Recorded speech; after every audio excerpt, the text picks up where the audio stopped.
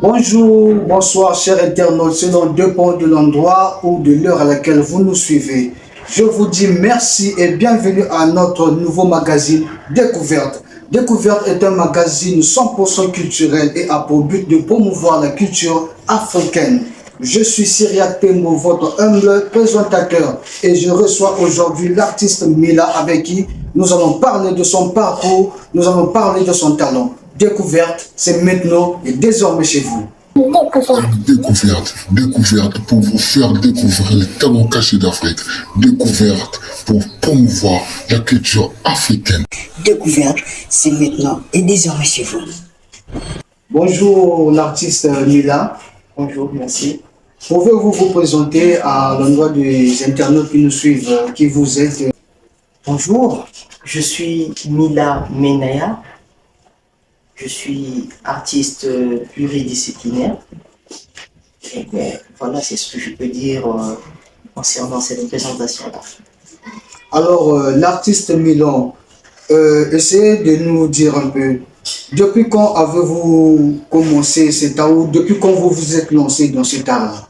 Ça fait combien de temps de cela vraiment déjà? La question, je ne saurais vous dire quand exactement, mais je me rappelle en 2005, j'ai fait ma première grande scène professionnelle. En 2005. Oui. Mais avant 2005, j'étais déjà percussionniste à l'église. Voilà.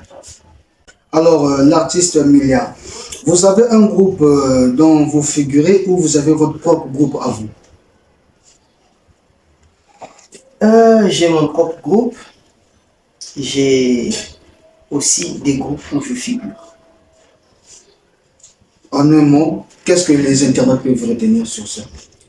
Ben, ce que les internautes peuvent retenir, parce que déjà, je me suis fait connaître par le biais d'un groupe au nom de Kisma Connection. Kisma Connection, c'est un groupe qui fait du reggae.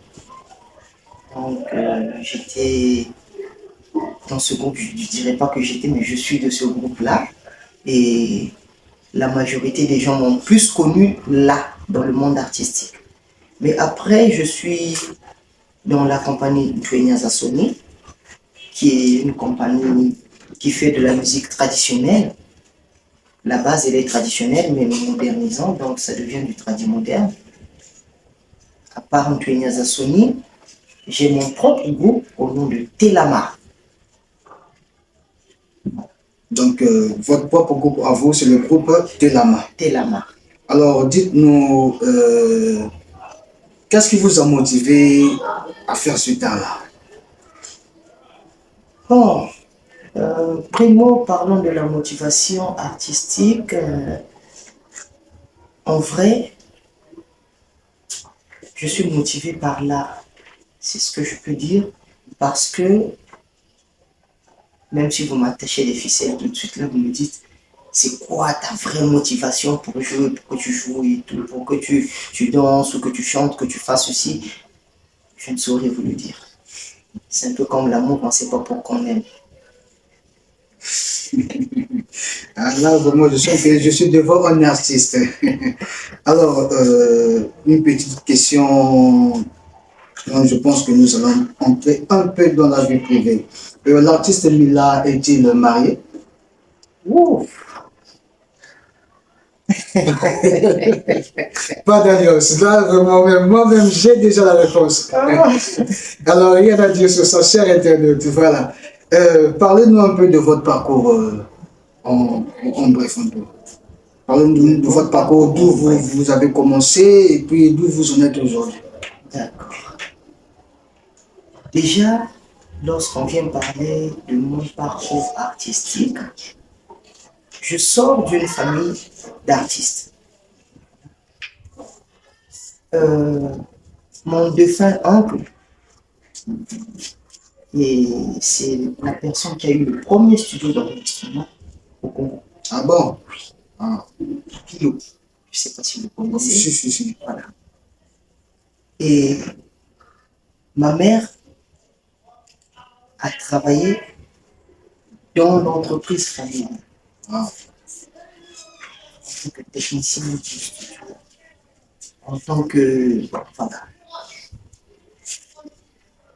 Et moi, quand je suis née, ma mère, déjà, je l'ai trouvée directrice de l'école le dimanche. Voilà pourquoi j'ai dit que j'étais déjà percussionniste à l'église. En grandissant, j'ai commencé à toucher à la percussion et tout. Et c'est ça qui a fait, qui a plus donné l'envie. Mais je me rappelle bien un jour, nous étions en pleine guerre dans le village de ma mère, à Manukaka. Manzakaka qui se situe dans le pôle. Dans le pôle, à Bobo. Voilà. On était en guerre du 5 juin. Il y a eu un parent qui est mort dans le village. Et il y a des gens qui étaient en train de jouer. Pendant la veillée, on était tous là, il y a des gens qui jouaient. Et moi, j'étais là, j'observais. Mais au fond de moi, je disais, donnez-moi la place, je vais aussi jouer. Et après, je ne sais pas d'où est venu cet esprit-là. C'est ma mère qui a dit, faites-lui la place, il veut jouer. Je ne sais pas si elle suivait mes mouvements ou si elle avait lu à l'intérieur de moi mes pensées, je ne sais pas. Mais franchement, ce jour-là, et pour moi, je dirais que c'est le jour où j'ai reçu la bénédiction artistique.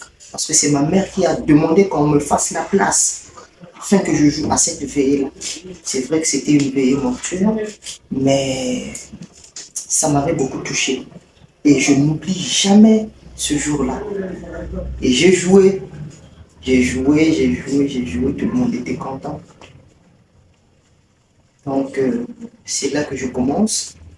C'est là que les rêves de bien jouer, de performer commencent. Avant ça, vous n'avez jamais eu à penser qu'un jour vous deviendrez artiste, un jour vous ferez ce métier? Avant ça, j'avais peut-être pas l'âge de penser à ça.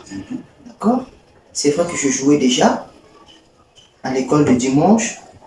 Mais comme c'est un grand groupe, c'est un grand chœur, à mon âge, je ne pouvais pas jouer si fort pour qu'on entende. Il n'y avait pas aussi une bande sonore pour... voilà. Donc, je n'avais pas la force de pouvoir accompagner le groupe. Mais pendant la répétition, j'étais là, je jouais. Et les anciens qui étaient là aussi, quand il s'agissait des concerts et tout, c'est eux qui jouaient. Mais moi, j'étais toujours à côté. Donc, je tenais le tartan comme ça. Même s'il ne bouge pas, hein, tel que celui-là, là où il est là, il ne va pas bouger, tu vas jouer. Mais moi, il faut que je vienne vraiment le tenir, le saisir, afin qu'il ne bouge pas. Il ne faut pas que tu rates une note. Et à partir du moment où ma mère a demandé qu'on me fasse la place, j'ai commencé à réfléchir. J'ai commencé à me dire que je peux jouer. Et dans le village, il y avait aussi une église protestante. Je suis allé à l'écodie de cette église-là. J'ai commencé à jouer à côté d'un grand... J'ai commencé à jouer avec lui.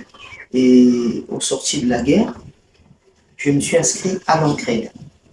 L'Encred, qui est l'enfance créatrice de développement, c'est une association qui s'occupe du temps libre de l'enfant. Elle existe jusqu'à aujourd'hui? Oui, elle existe, très bien. Elle existe. C'est là que j'ai pris mes bases artistiques. Bon. C'est là que mon art a été boosté, en fait. Parce que là-bas, il y avait, pas il y avait, mais il y a beaucoup de filières. Il y a beaucoup de filières, la peinture, la musique, la poterie, la conception des marionnettes, il y a la couture, tout ce qui est artistique. On a une grande bibliothèque là-bas aussi. Et chaque samedi, j'étais dans beaucoup d'ateliers. Donc je pouvais faire 30 minutes avec les percussionnistes, 30 minutes avec les chanteurs, 30 minutes avec les danseurs, 30 minutes avec les potiers, 30 minutes à la coiffe, 30 minutes. Donc moi-même j'avais mon programme, je divisais mon programme en fait, je savais ici le temps d'aujourd'hui, là, j'ai fini pour cet atelier, je vais à l'autre atelier. Et voilà comment petit à petit, je me suis vraiment enfoncé dans l'art sans me rendre compte. Et un jour, en classe de 6e, mon professeur de musique, qui est Monsieur Babindamana, ce dernier,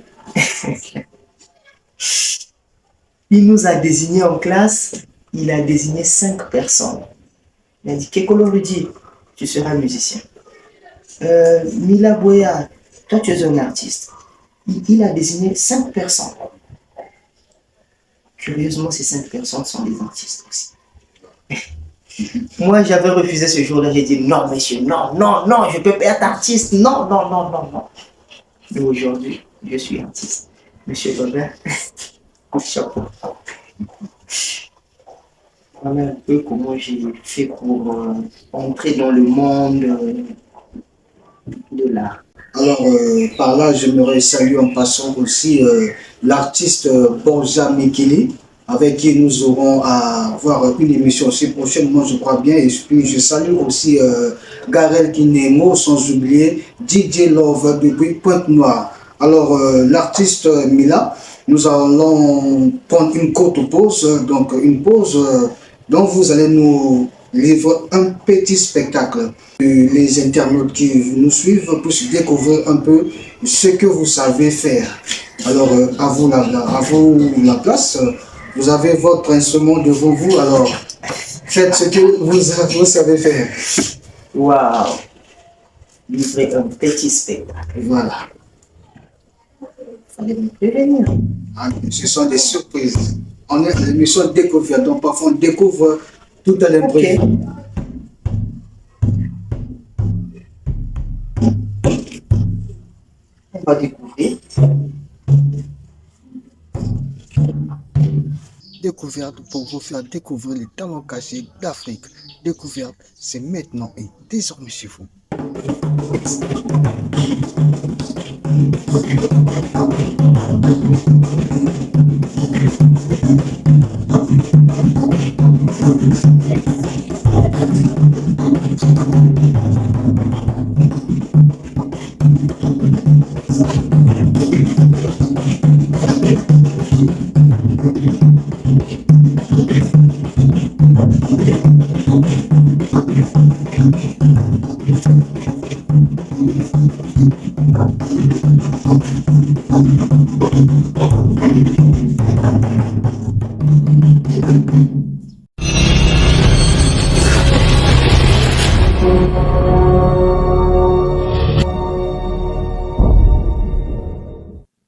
Oui, salut à tous, salut la grande famille. Balobi, c'est la voix de DJ Misala, appelez-moi cette fois Vapouche. Balobi, maintenant, je suis fâché. CTBM. Balobi, notre chaîne de YouTube, de s'abonner, de liker. Donc, bang la connexion.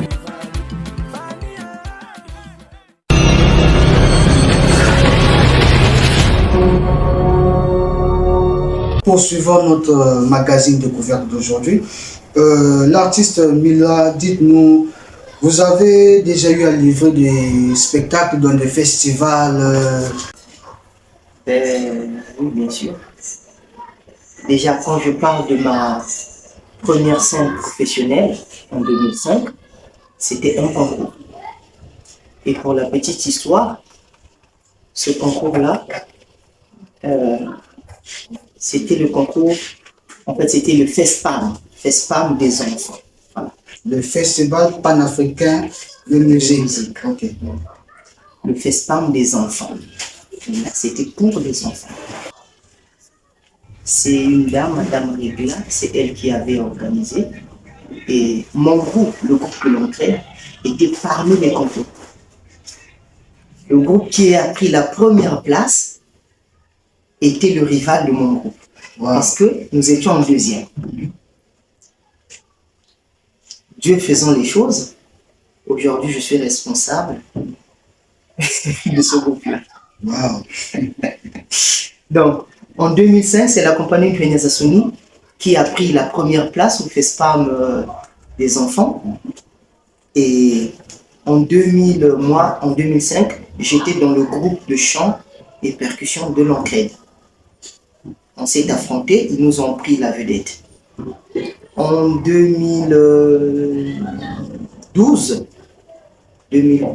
fin 2012, début 2013, Feu Maître Dim me donne le pouvoir de gérer la compagnie Twinga Sassoon. Voilà un peu, jusqu'à aujourd'hui, raison pour laquelle je suis tombé Twinga Sassoon, parce que j'ai... Voilà. Avez-vous formé des jeunes ou des enfants, des gens qui sont tout autour de vous par rapport à votre art? Vous avez des gens que vous avez formés? Bien sûr que oui. Parce qu'en ma langue, on dit Wadia foi Likadjo. Alors, je forme, je continue à former. Jusqu'à aujourd'hui, je forme. Donc vous avez une école de formation aussi? Bon, dire école de formation, c'est trop. Parce que aujourd'hui, on va avec le modernisme. D'accord? Moi, je considère les gens qui m'ont ajouté quelque chose, une certaine connaissance, je les considère comme mes formateurs. Mais quand vous allez poser la question à quelqu'un d'autre, il va vous dire non, si on a échangé une fois, deux fois, c'est fini. Mais moi, quand tu m'ajoutes déjà quelque chose, tu deviens mon formateur automatiquement. C'est pas discuter. C'est ma coutume, c'est ma culture, c'est comme ça que je vois les choses. Alors, moi, je me dis que je me fais former nuit et jour. Il y a des gens qui sont toujours disponibles pour me former, d'une manière ou d'une autre. Moi aussi, je ne m'arrête pas, je continue à former. Ce qui brûle en moi, c'est la transmission. Parce qu'aujourd'hui, je travaille avec les enfants. J'ai été enfant quand il y avait des grandes personnes disponibles pour me former moi. Parce que on peut avoir le don, mais le don seul ne suffit pas. Il faut l'entretenir, il faut vraiment prendre soin de ce don-là. Et il y a des gens qui sont toujours disponibles jusqu'à aujourd'hui, tels que les gens comme Maître Vege, Alain Pinard. C'est des gens, voilà, Maître Dim, il est parti, mais c'est des gens qui sont toujours là, qui ont toujours été là pour moi. Quand j'ai une question, quand j'ai un souci, je pose, j'ai une réponse. Il y en a plein de gens. Il y a les Moulek, il y a pas mal de gens, même ceux de ma promotion. Je continue à me former. Donc moi aussi, j'ai le devoir de transférer ou de renverser, de transverser ce que j'ai aux enfants. C'est d'abord ce qui a été un bon maître. Et j'ai opté de travailler avec les plus jeunes. Je travaille avec les enfants de 3 ans. Voilà les plus petits que j'ai ici à 3 ans. De 3 ans à 13 ans. C'est vrai j'ai 3, 4 personnes qui ont plus de 13 ans, mais c'est des gens que je ne veux pas vite lâcher. Alors, je forme, je continue à former, je vais continuer à former, je crois que je pourrai dans la formation. Voilà, c'est l'ambiance de découverte. Toujours papoter, partager, liker, aimer la chaîne YouTube CTBM Télévision. L'artiste Mila, avez-vous eu des mauvais souvenirs durant votre parcours jusqu'aujourd'hui? Si je dis non, donc j'ai menti. Il y a toujours des mauvais souvenirs. Il y a des bons et des mauvais.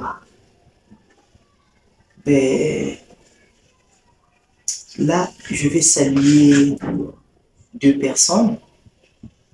Il y a Madame Laure Possédé et il y a mon maître qui m'a toujours parlé de ce changement-là, mon Tati Neftali. Alors aujourd'hui, les mauvais souvenirs, ils sont, j'en ai eu, mais si vous me demandez que je me mette là, me rappeler de ces mauvais souvenirs-là, ça sera même compliqué. Je ne sais pas si j'aurai vraiment les mots qu'il faut pour expliquer ça. Mais je me rappelle par exemple l'un des mauvais souvenirs. Je vais me rappeler. Voilà. Au moment où je me plonge vraiment dans la percussion, un ancien appelle le groupe Ntwenya Sassoum. Le groupe que, voilà, je suis à la tête du groupe. On nous appelle. Je dis aux éléments, bon écoutez les gars, on va partir. J'emmène avec moi le maître, celui que j'ai cité, le feu maître Jim. On était là, on a joué. Je sais pas, de 9h à 16h. Mais bon, comme il y a un problème d'ancienneté, un problème de voilà qui est qui, ce jour-là, j'ai joué plus que d'autres anciens. J'étais le nom de personne, mais j'ai joué plus que d'autres anciens. Mais comme j'étais nouveau, mon groupe a été d'abord appelé pour aller renforcer un autre groupe. Et le responsable de ce groupe que nous sommes allés renforcer, sachant que je suis nouveau dans la matière, je suis, voilà, dans le monde des ballets, comme on dit vulgairement, parce que c'est vraiment pas le vrai nom. Dans le monde des ballets, j'étais nouveau. Et voilà, le gars, c'est un peu le luxe de me donner un 2000 francs, je crois, oui, 2000 francs. 2000 francs. Tandis que les autres, les cachets commencent à 5000 et plus. Moi, j'ai un 2000, on me dit, bon, écoute, toi, tu joues pas encore bien et tout. Mais ce jour-là, je vous assure, en rentrant chez moi, j'ai pissé du sang. Oui. Parce que quand tu joues beaucoup, après, tu pisses du sang.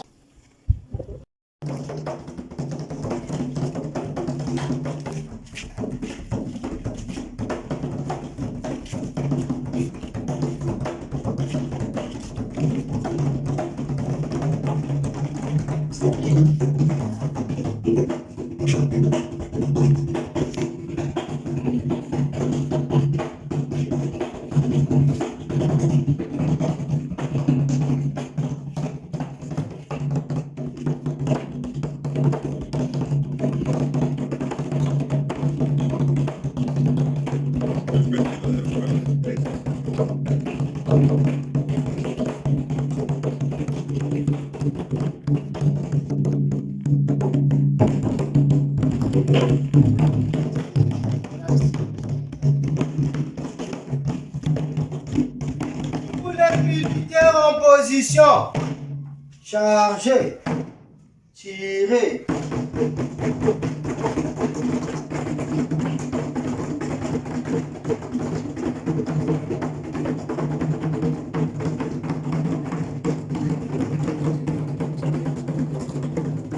Arrêtez.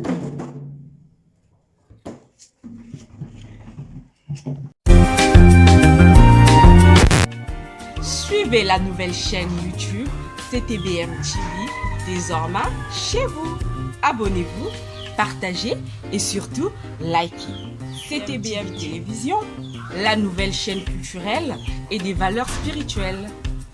Voilà, partout en Afrique, likez, partagez et aimez la chaîne. Hello la famille, bonjour, j'espère que vous allez bien. De mon côté, je vais hyper bien. Et voilà, c'est juste vous annoncer la nouvelle chaîne YouTube qui est d'autre que CTBM Télévision. Alors n'oubliez pas d'aimer, de partager. C'est une façon de nous soutenir. Merci à vous, à très bientôt. Bisous.